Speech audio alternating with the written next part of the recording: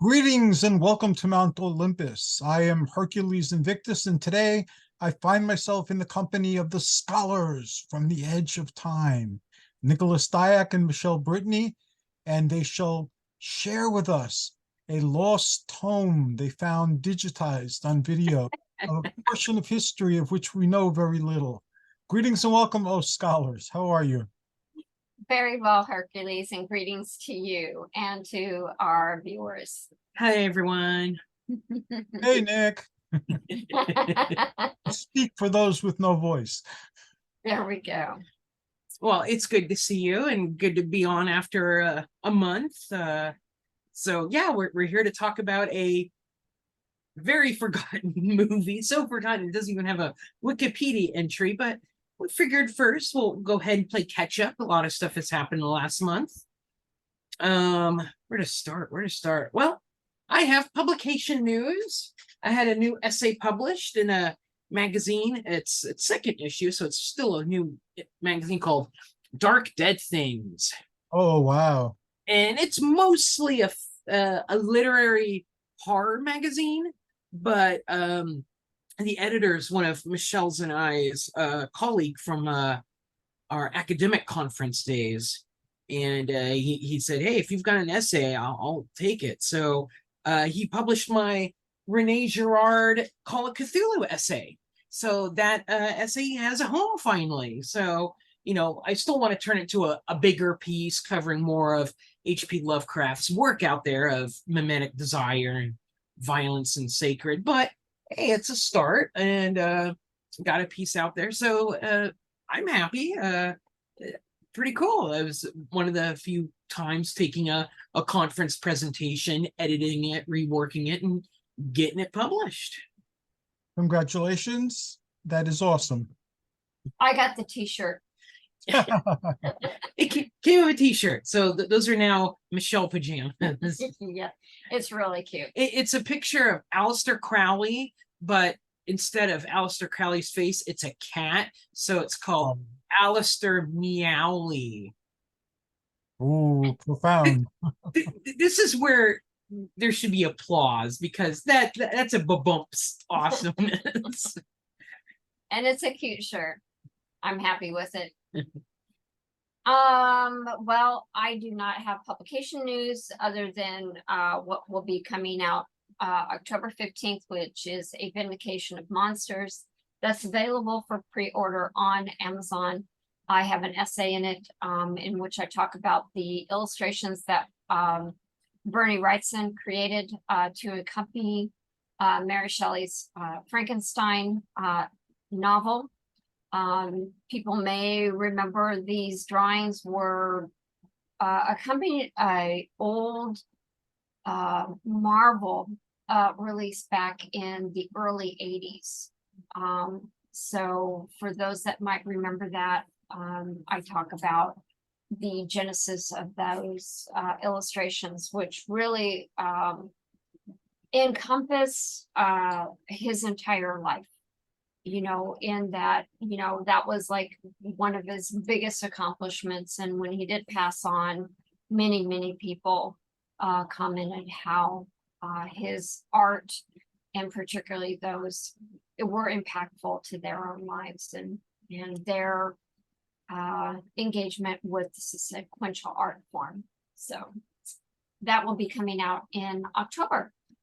That sounds awesome. I'm looking forward to seeing it. Yeah, me too.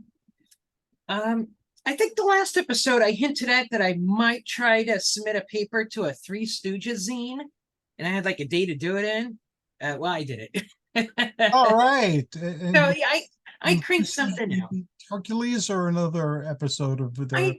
I actually did another episode. I didn't do the Three Stooges meet Hercules, although I reference it. They had a short 20 years prior called Matrophony that takes place in well, not ancient Roman times, but like a parody of ancient Roman times where there's an emperor and he wants to marry a woman and the woman's like no, and the Three Stooges are potters and they get roped up into saving her and everything. So I did it on that episode just because it was a short episode and it still has all the peplum elements in it, even though it's 20 plus years before peplum stuff. So, you know, I kind of argued, hey, you know, there's not that much proto peplum parody films out there. In fact, you know, the only one I can really think of is like Buster Keaton did one that was kind of a parody of Intolerance, you know, even decades before that. And then I kind of argue that, hey, you know, the same stuff that happens in toga and sandal films happened in the short.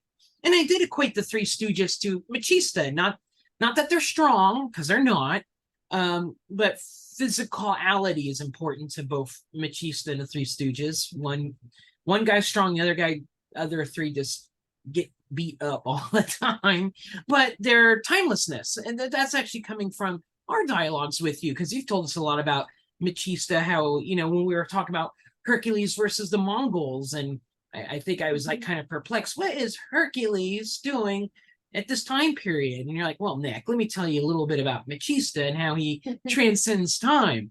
And I'm like, oh, that makes sense. And so I leveraged a little bit of that knowledge as well, that the Three Stooges are, you know, they're not temporally locked anywhere. They're in the Wild West. They're in ancient times. They're cavemen. They're in the future. They're anywhere they can be, they are there. You make me sound much more intelligible than I am. So thank you. You presented these thoughts very powerfully. Well, cross fingers that it gets accepted. I did get an email back from the editor who acknowledged receipt, and he'll let me know in a couple weeks to see if the zine even happens and all that stuff. But hey, if it happens, it happens, and I'll have a peplum Three Stooges piece out there. I look forward to reading all of that as well when it comes out.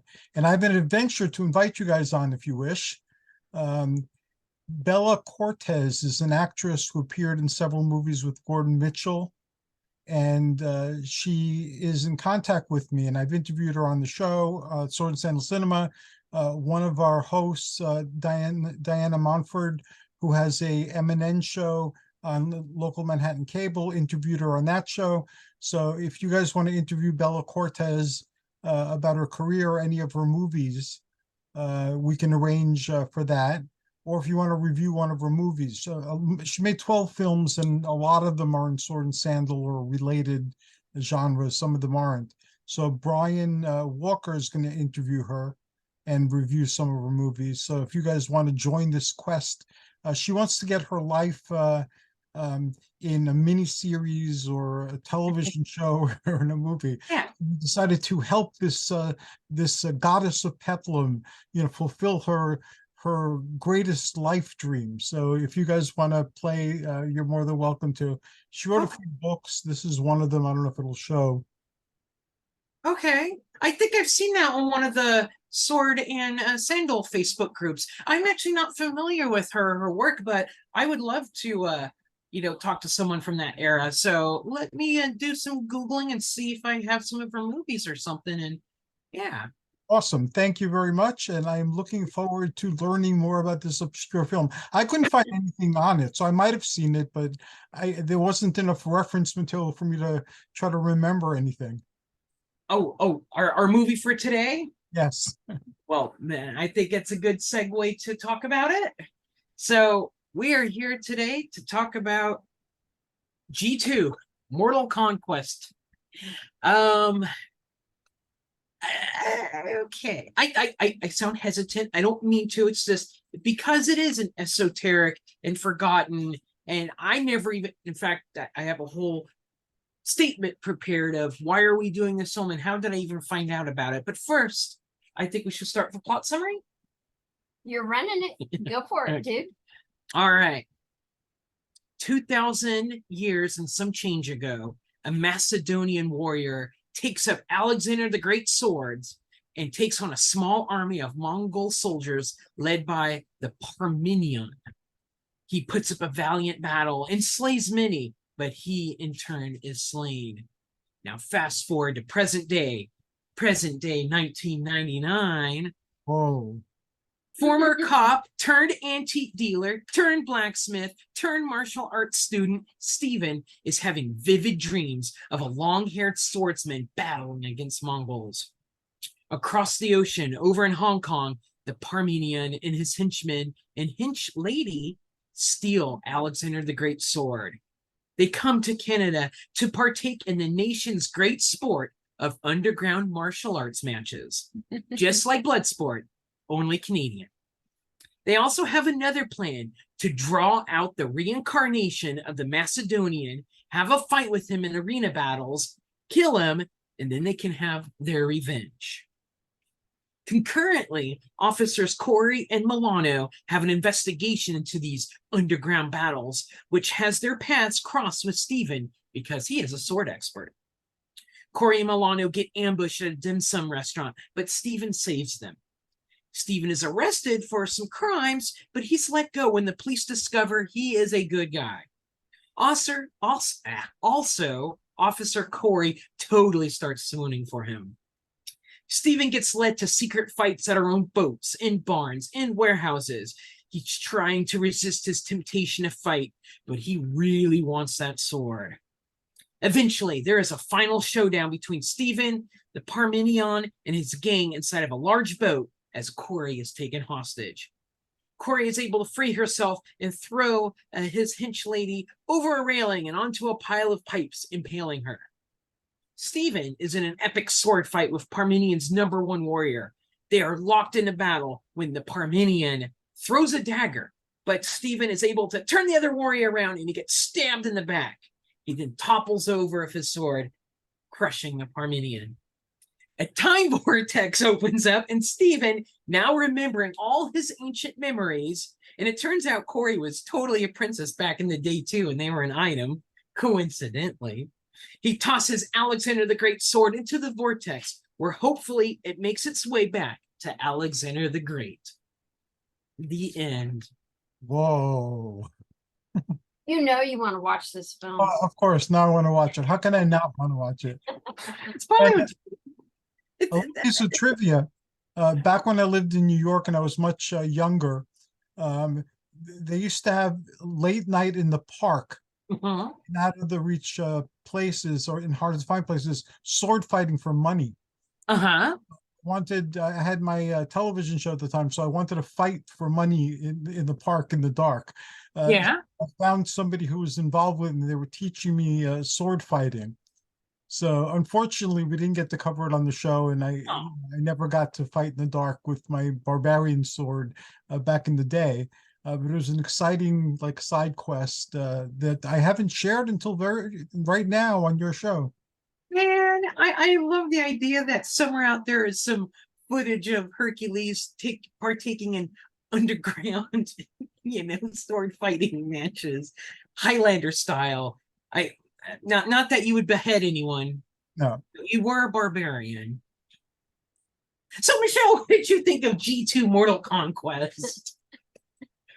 There was a lot of similarities to Highlander. This is Highlander. This is Yeah, bootleg it's Highlander. really Highlander, Kumite, Bloodsport, Mortal Kombat, all kind of rolled in one. So how could you not like it? Despite it being a B film, very B film, I liked it. It was a familiar and fun film. It like you said, it's borrowing heavily from things like Mortal Kombat and definitely Highlander. This is like, Mom, I want Highlander. Well, we have Highlander at home. This is Highlander at home. The first 15 minutes are rough. It's pretty nonsensical. There's some plot there that gets introduced and abandoned, and you can probably edit that out. But after that, when we actually get into the arena battles, martial arts and sword fighting, it's pretty good. And young Nick, 10-year-old Nick, back when I used to watch canon films like American Ninja, this would have been young Nick's this is the greatest movie ever.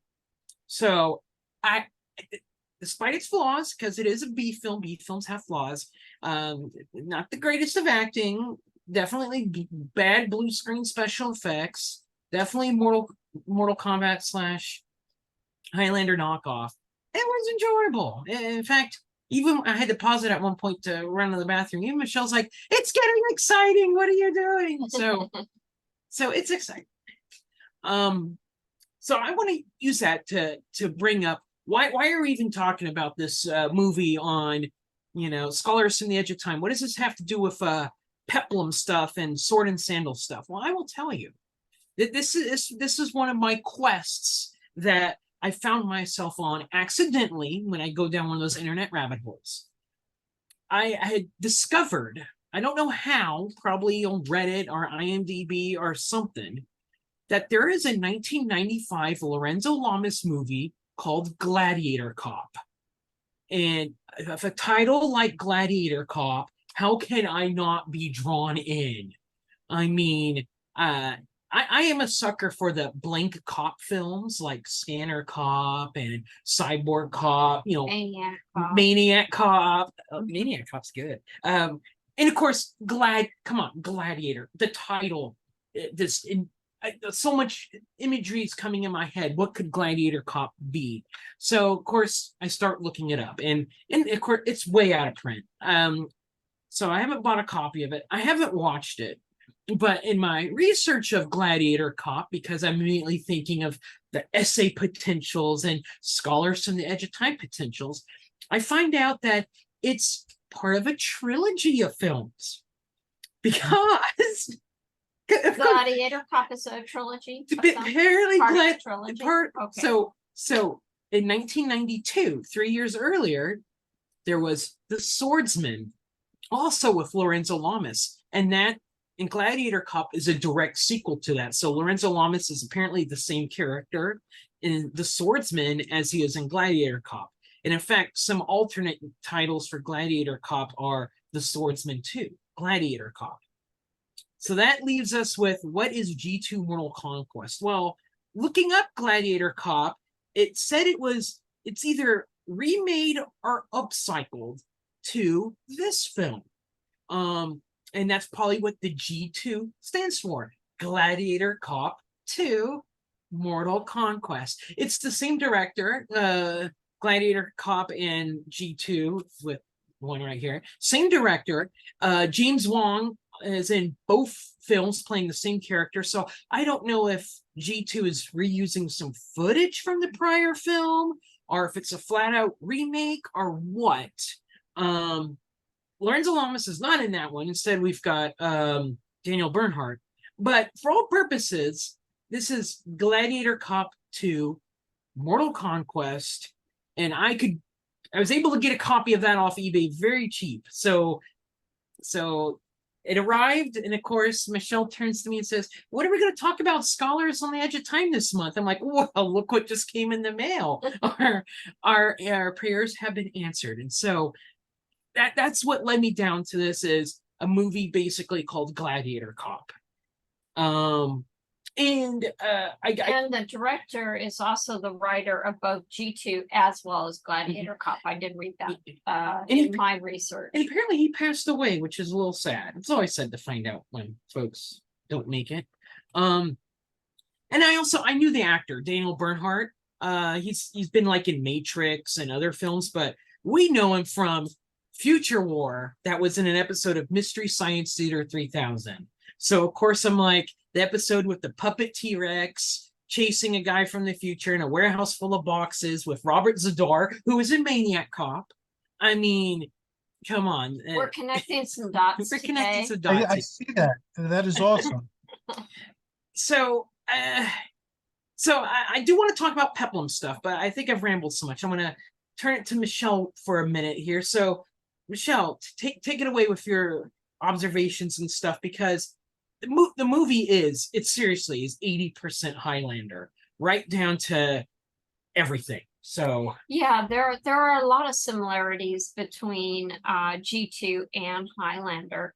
Starting with, I think, Highlander, the movies, and especially the TV show. Yeah, I would say that, I mean, you could really draw from both, and have a very similar, elements in this as well. Could you, in theory, take Daniel Bernhardt out and put Adrian Paul in, and it would just be a Highlander episode? Yeah, for the most part. I mean, I really kept thinking about, oh, that's very similar to Highlander through the entire thing. Definitely, as Nick said, there were elements from the movie, elements from the television show. I think as far as elements from both the film and television, I think the idea of reincarnation versus immortality is played very heavily here. Whereas in Highlander, obviously, our protagonist is immortal. You know, and there is some otherworldly background story to that. I mean, if you take Highlander 2 as part of canon. Wait, they're aliens the entire time? What? No, but anyway. The fact is that, you know, in G2, we have a fellow who is tapping into his prior life and trying to understand why he is being drawn to a sword. He's not even sure what he's being drawn to initially, because he's getting a lot of flashbacks to this final showdown on this field. And as a side, when he has his flashbacks, he's actually feeling them. So like if he's stabbed in the flashback, in the present day, he like reels over because he feels that pain still. Yeah, and further, when he is having these flashbacks, it's like he is totally, I would say, almost an out-of-body experience. Like there's a scene where he's having you know, a modern day fight, but he's totally transported into the past. And you know, it's like he's glazed over. He's not even seeing what's in front of him, because it's like his viewfinder, so to speak, is all what's happening in the past. He's also, you know, an expert in weapons. He is an expert of swords. He's attached to an antique shop, and of course, anybody that's seen Highlander, the television series, will know that, you know, he's an antique dealer. Oh, and also in the movies, you know, he's an antique dealer. He knows swords. Wait, real quick. So the antique store he works at in this movie is like a warehouse, but they just put a sign right outside that says antique store. And I'll be honest, when I first saw the shop, I immediately thought that they were using the same set as had been used in the show when they started the first season in Vancouver. And I did have to pause for a moment and think, are they reusing a set? Because it did from the outside look very similar to the one in the show. Yeah, swords are very important. There's a lot of history to the swords. I think a lot of sword fighting. Yeah, and you know, the sword in question is Alexander the Great sword, which I thought was actually very interesting, because in both the movie of Highlander and the television series, they have katanas, and yet in G2, it's Alexander the Great sword, and they kind of have a scene where I think don't they pull it out of a rock? I mean, it's almost like a King Arthur. Yeah, at the very end, when the bad guy falls on top of the other bad guy, the sword falls out and embeds itself in a rock.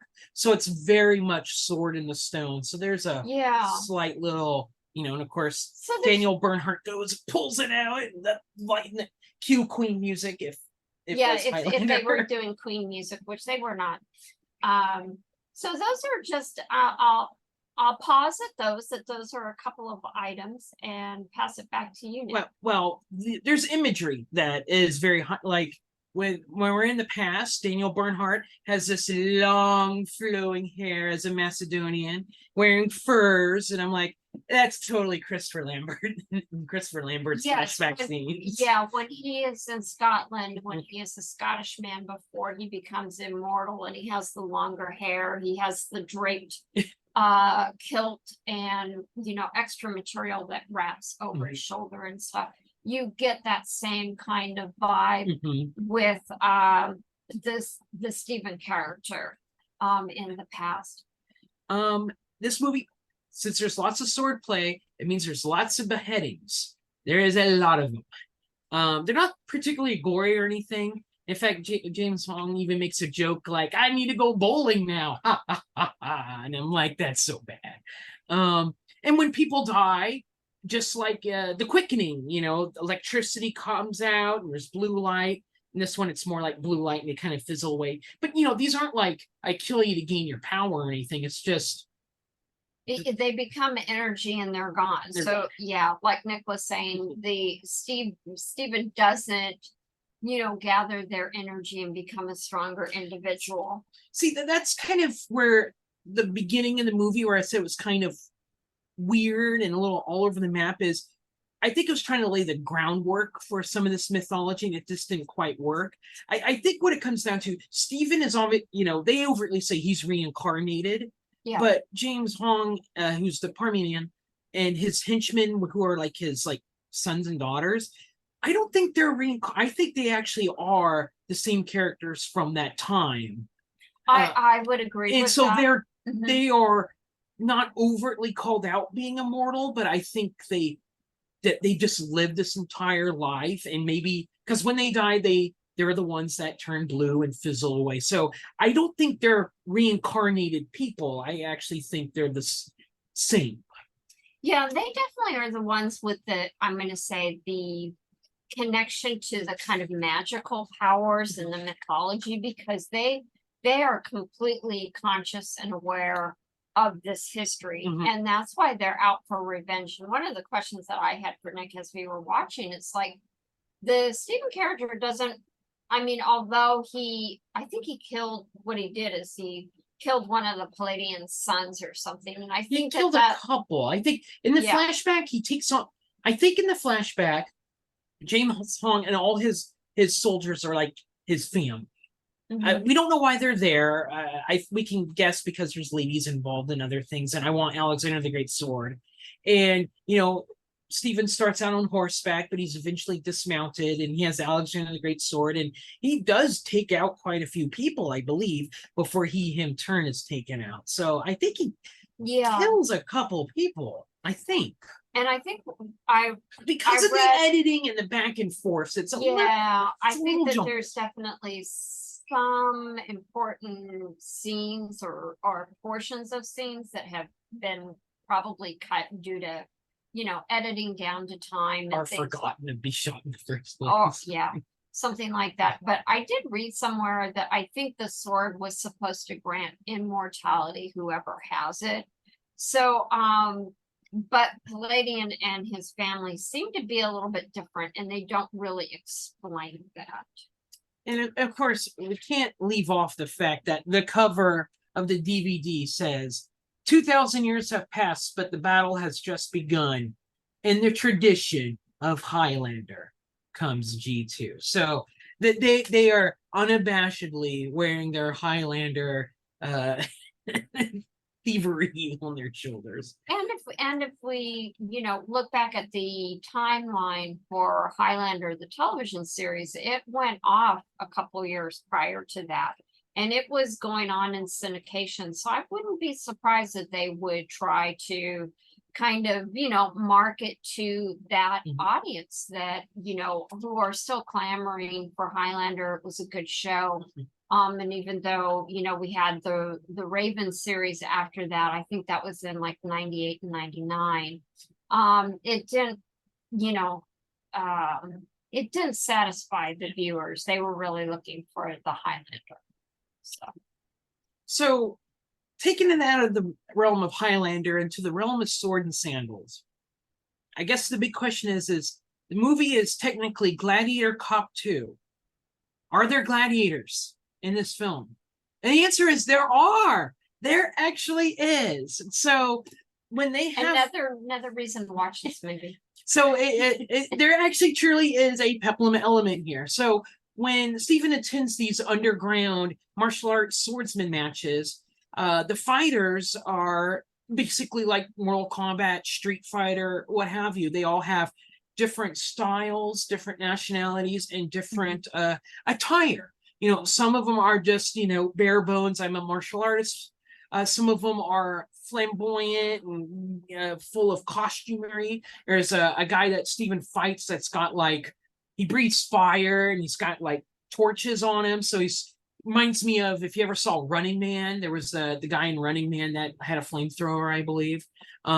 So there's a little bit of that showmanship, or like wrestling, I would guess. Wrestlers all have the, like Randy Savage, pop and circumstance. There's a show to put on, even though you're fighting to the death.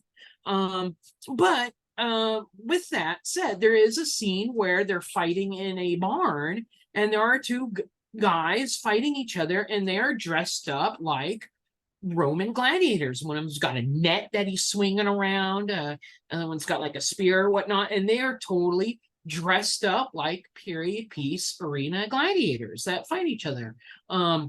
It's brief. It's kind of, I don't want to say silly, but it's like I said, it's theatrics. If you have a fire breathing guy, then of course I guess you would have a guy dressed up like a gladiator. But come on. So there is a little throwback to some actual gladiator / sword and sandal elements there, along with the Alexander the Great sword, which is very Grecian, and Stephen's character fighting the Mongols, shades of Hercules against the Mongols, I suppose. But and I would say there's also that kind of low budget Xena or Hercules, the Legendary Journeys vibe to it all as well. But aside from all that, there is a legit Roman gladiator scene played out in late 90s, surrounded by rich 1%ers cheering him on and betting on him and stuff.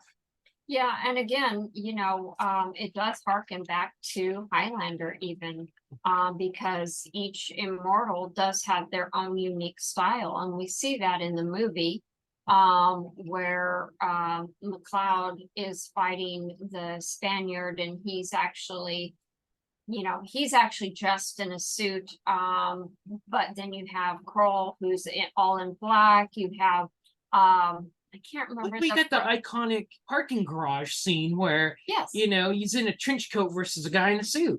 Yeah, that's the Spaniard fellow.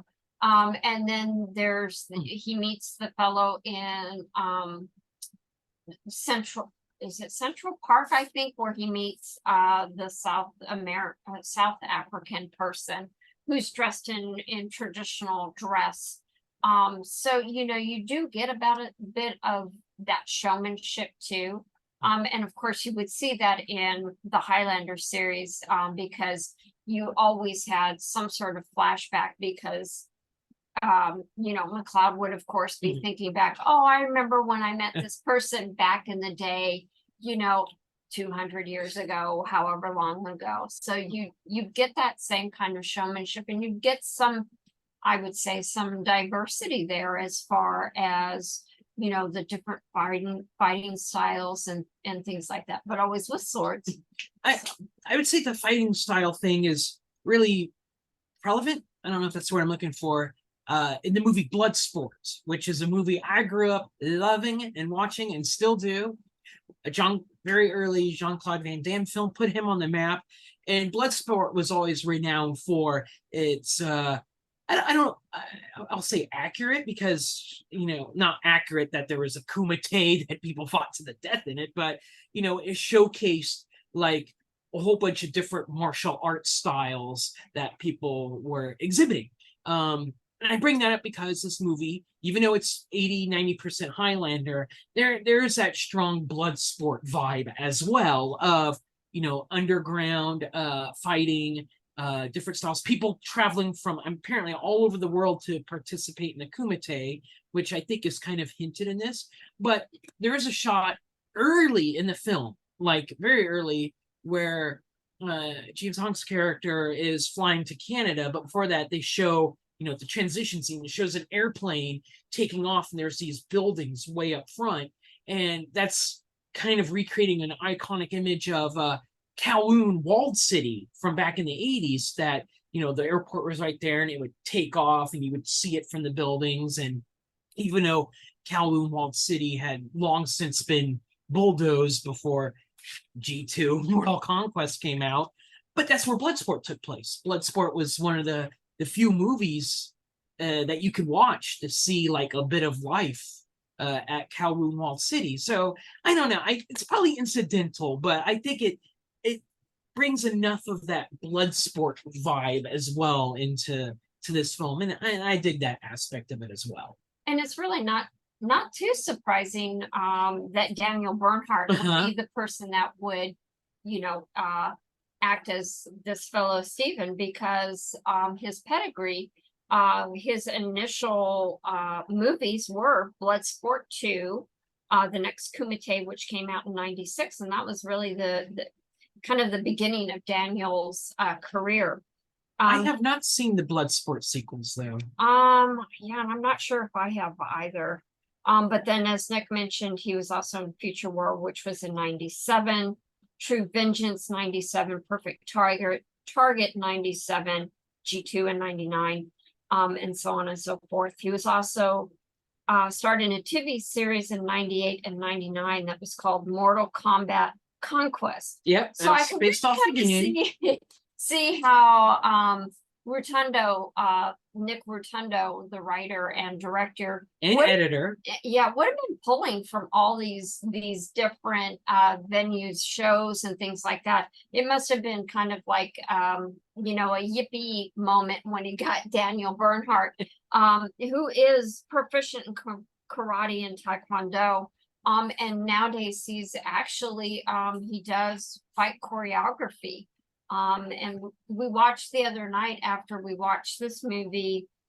He was in a movie called Nobody, which is basically John Wick without Keanu Reeves. Yeah, which he was in John Wick as well. But in this one, he was a bus goon.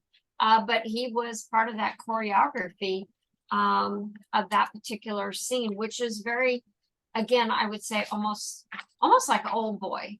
And the hallway scene where, you know, our main character is having to fight all these people through this hallway.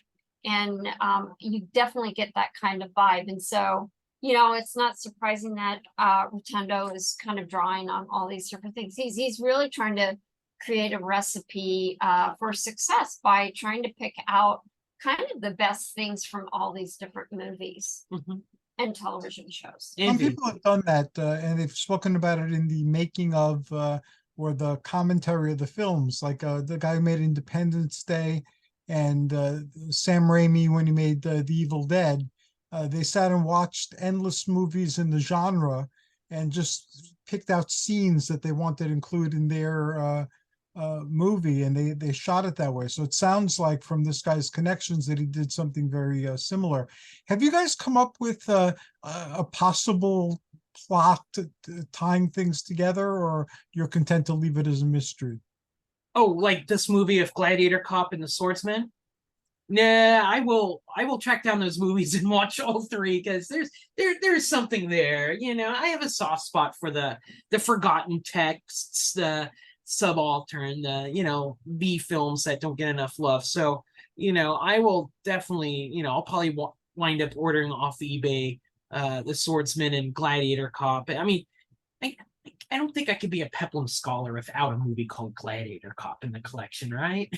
Exactly. And I mean, of course, you know, we haven't looked like at Tubi and Freevee and some of the, and even YouTube to see if maybe the film is available there. So I know Nick will be on the case to, you know, find out and find those films. Future episode, everyone. Yeah, definitely. You know, at that time, be able to kind of tie that together, if possible, kind of the connection between the three films. It would be very interesting to see how much influence like Highlander, Mortal Kombat has with these other films, particularly with Lorenzo Lamas, who, you know, really kind of came from, I think he was in Knots Landing, the soap opera, the evening soap opera back in the late 80s.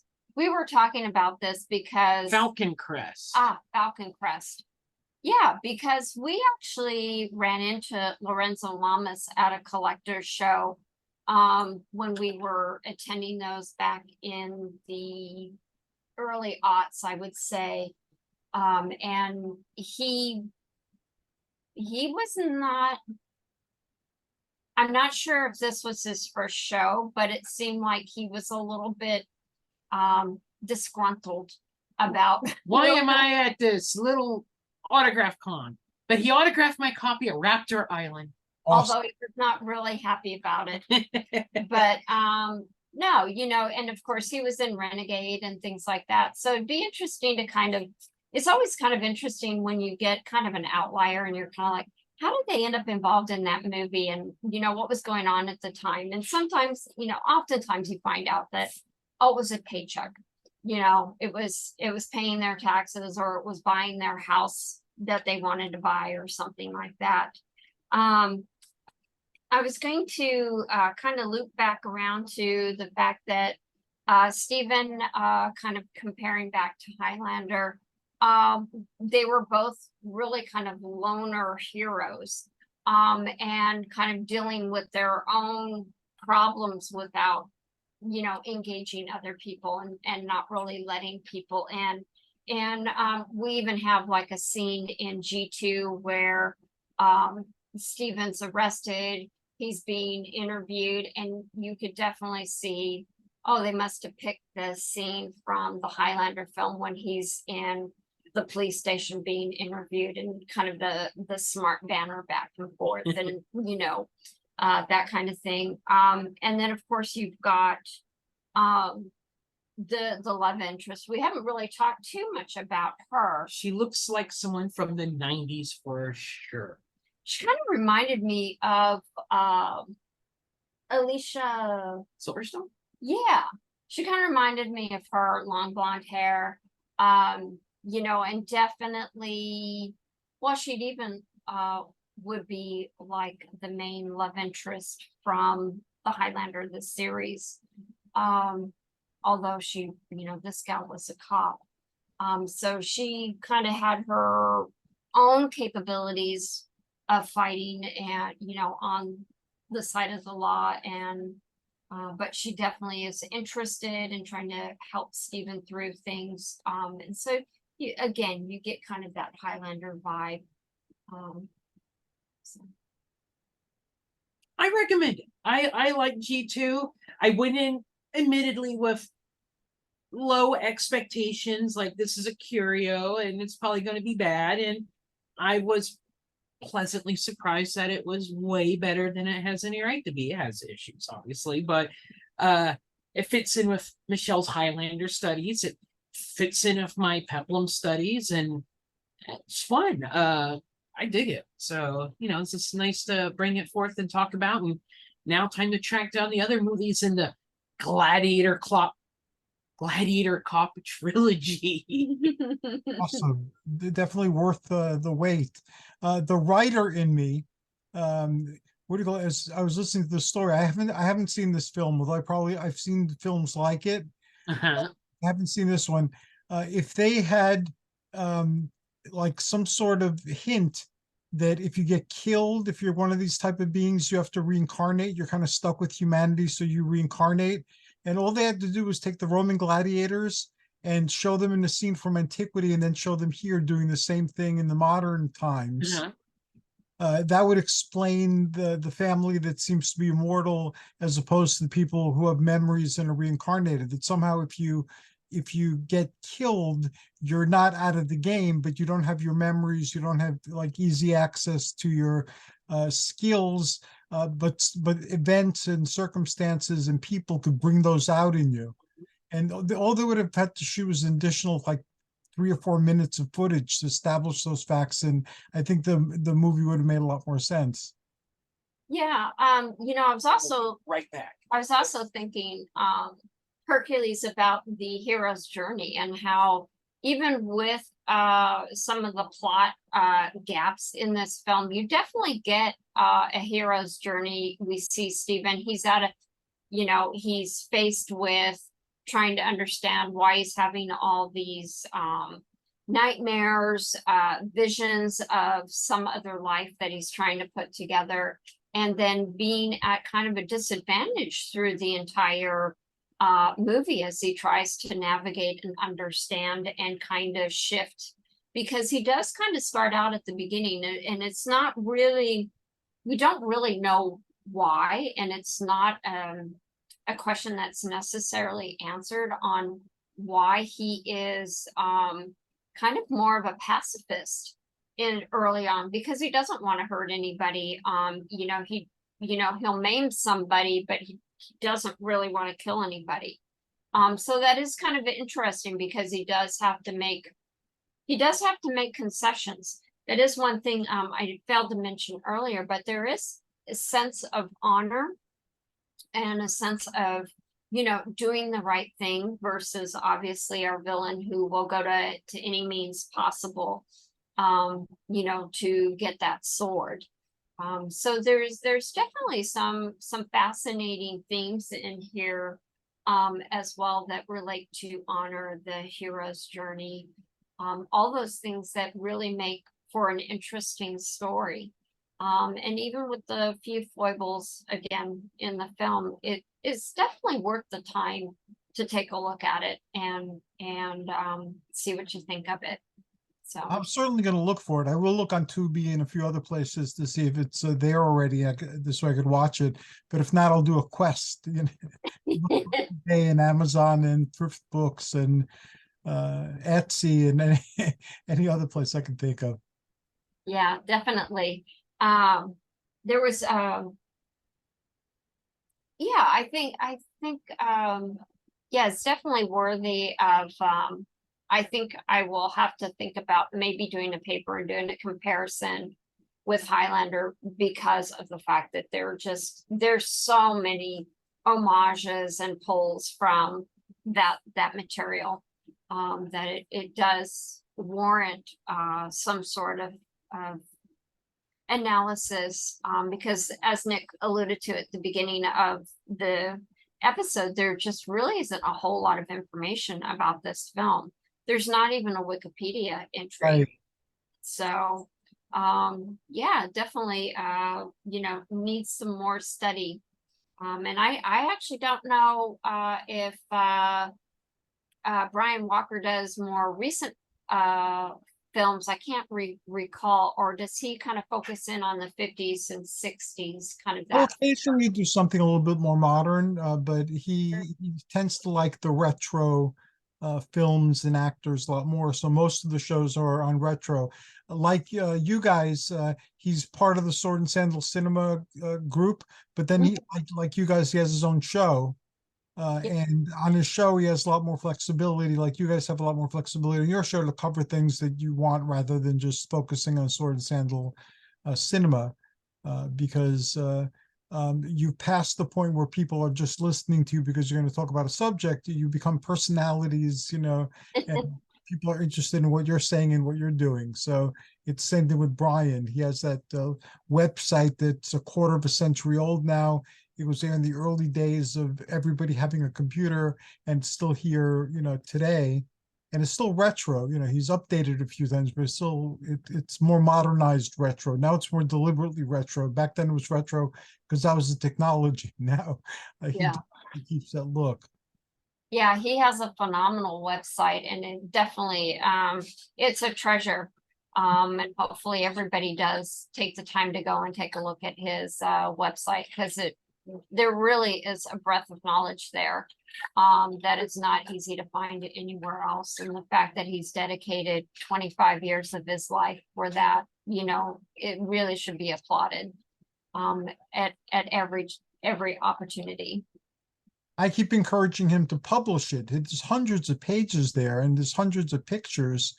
He can make a series of coffee table like books, full of pictures and what he's written already. All you'd have to do is format it, and but anyway, he doesn't want to do that at this particular point in time. And he also has been venturing into, like, we've done horror holiday movies, we've done film noir, we've done beach movies 1 and 2, so you guys should feel free on your show, on the Scholars from the Edge of Time, to talk about a wider variety of things that may interest you. Yes, Donna Lauren, AIP beach films. Yes, yes, definitely tie that to peplums, but I guess the sand. Well, AIP published some peplum films here. There you go. There you go. I don't know if this is a good time or not, Hercules, but would love to plug that next Tuesday will be the 5th Tuesday of a month. And so Nicholas and I will be back for each presenting a half-hour show. So I'll go ahead and plug mine. I will be discussing The Swordsman, which is from 2020. It is a Korean sword film. And I'm going to be looking, not only talking about kind of a review, but also talking a little bit about a comparison and contrast of Eastern sword films versus Western, and what are the similarities and differences. It'll be kind of a high level approach because it is only a 30 minutes that I have, but I am looking forward to talking more about that on Tuesday with you, Hercules. And then yeah, and then Nicholas, your segment. I totally forgot what my game is called. I think it's Sandstar. Is it Sandstar? I think so. No, it's not Star Sand. Star Sand. That's it. I will be talking about Star Sand. It's a video game I picked up a month ago. I enjoyed it until it broke. It definitely, yeah, it glitched on me. It takes shades of Stargate, of kind of ancient Egypt, but on another planet approach. You're a character who's in a marathon in Egypt and all of a sudden gets caught in a sandstorm and wakes up basically like on a Stargate type planet where there's pyramid and aliens and you got to survive it. And I like Stargate. I bought it because Stargate, it's also a survival game where it's one of those, make a tent, hunt for food, cook your food, make a better sword, survive the alien onslaught. And then also because of Michele and the Egypt aspect of it. Yeah, so I'll be talking about that. Yeah, Awesome. they include Egyptian iconography in it in different places. So yeah, there's definitely some fun there. And did you plug CocoCon? That's not this weekend, but the weekend after? Oh yeah, so Nicholas and I will be at CocoCon. It's kind of a smaller, intimate, kind of like the more traditional comic book shows from the 70s and 80s. This one focuses on science fiction, fantasy, and horror genres. It's being held at the Hilton Phoenix and Tempe, I believe it is. It'll be over Labor Day weekend. Nick and I have 3 panels that we will be sharing our knowledge. Saturday is the cosmic horror films. Sunday we'll be discussing horror comics, kind of the history of, starting with the early EC comics all the way to contemporary. We'll do that in an hour. We'll see how that works. And then on Monday, early afternoon, we're going to be talking about weird Westerns in pop culture. So if people are in the Phoenix, Tempe, region, hope to see you there. We'll also be vending. We'll have a table with several of our books, like Nick's Peplum book. He'll have that there and he'll be ready to sign. And then we'll have our joint horror literature from Gothic to postmodern. I'll have my space horror books.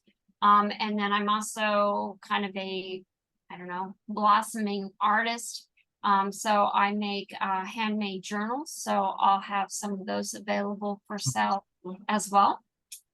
So hopefully some of our dedicated listeners that are new to us will be able to come and see us, and we'd be happy to meet you. Feel free to advertise that on any of my pages, just let people know, and include pictures of your books and your art and stuff like that so people can know about it, because we have a number of people. If you combine all the Sword and Sandal Cinema, there's around 30,000 people there. Oh, cool. Wow. You can post it in any of the groups and get it out there. And makes me wish I lived in Phoenix. That is incredibly awesome. I'd like to experience it. And I'd like you to share your contact information as well. And before we get to that, I'd like to invite you to participate in something else if you're interested. Are you guys into Universal Monsters? Oh, yeah, definitely. She's the big queen on that. My wife is really into that, Athena, and Brian Walker is really into that. So we've been talking about doing a Universal Monsters panel. Oh, definitely. Sign me up. I'll represent Mummy. Mummies. Fantastic. That'd be awesome, and I will. As soon as I pull possible dates together, I will contact you. Oh, that would be great. That would be wonderful. That'd be a definitely a fun panel to participate on. And how can people find the Scholars from the Edge of Time? And what other media do you have that you produce that they can tap into? Well, I'll start. I do have a website, michelebritany.com. I also have a Amazon webpage or author page where listeners can go or viewers can go and take a look at the books that I'm part of. I am not a real prolific social media person. I think I post more on my kitty page than my own pages. But I do have an Instagram called The Art of Michele Brittany that I'm working on developing. So there'll be more coming. And I'm hoping to also branch out into some YouTube as well. But Nick and I together, we also do a podcast called HP Lovecast. And so anywhere where you stream your podcast, your favorite podcast, we're there.